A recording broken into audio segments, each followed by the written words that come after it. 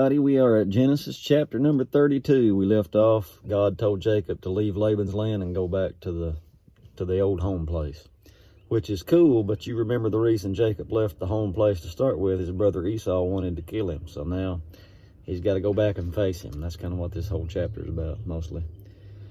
It says, and Jacob went on his way, and the angels of God met him. So he's coming out, his wives, his sons, all of his livestock, his men servants and maid servants. Now he's got some angels with him too. It says, when Jacob saw them, he said, this is God's host, and he called the name of that place Mahanaim. And Jacob sent messengers before him to Esau his brother unto the land of Seir, the country of Edom.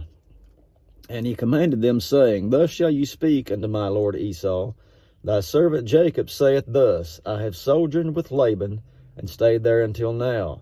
And I have oxen and asses, flocks and men servants and women servants. And I have sent to tell my lord that I may find grace in your sight.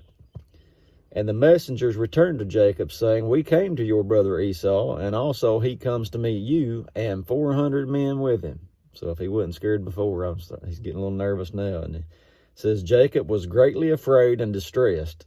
And he divided the people that was with him, and the flocks and herds and camels, into 2 bands, and said, if Esau come to the one company and smite it, then the other company which is left shall escape. And Jacob said, O God of my father Abraham, and God of my father Isaac, the Lord which said unto me, return to your country and to your kindred, and I will deal well with you. I am not worthy of the least of all your mercies. Jacob's had a little change of heart since he got out there and got tested, didn't he? Now he knows he's not even worthy. He says, of all your truth which you've showed unto your servant, for with my staff I passed over this Jordan, and now I am become 2 bands. Deliver me, I pray you, from the hand of my brother Esau, for I fear him, lest he will come and smite me, and the mother with the children. And you said, I will surely do you good, and make your seed as the sand of the sea, which cannot be numbered for multitude.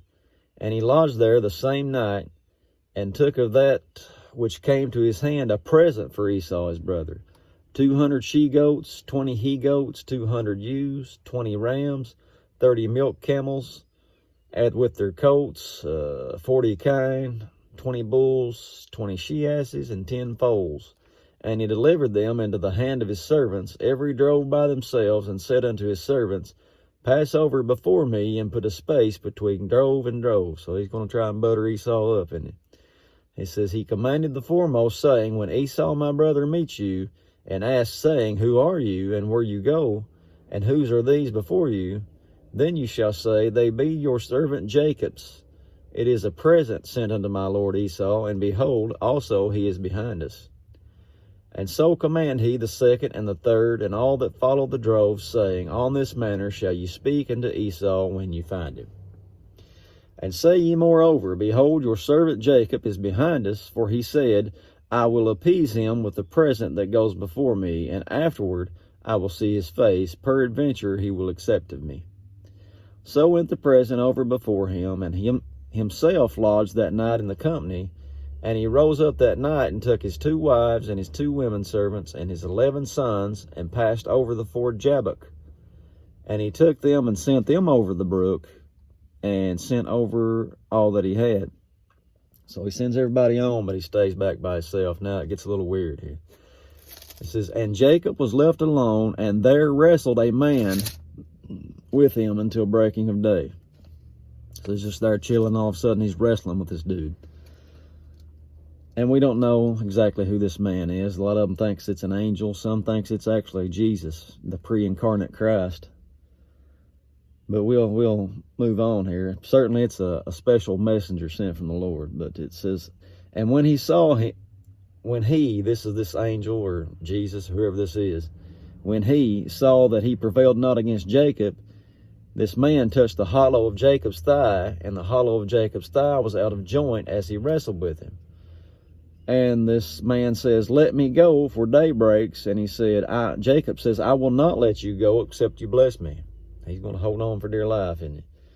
And the angel says unto him, what's your name? And he said, Jacob. And he said, your name shall no more be called Jacob, but Israel. There's where you get that from. Remember, he changed Abram from Abraham. Now he changes Jacob to Israel.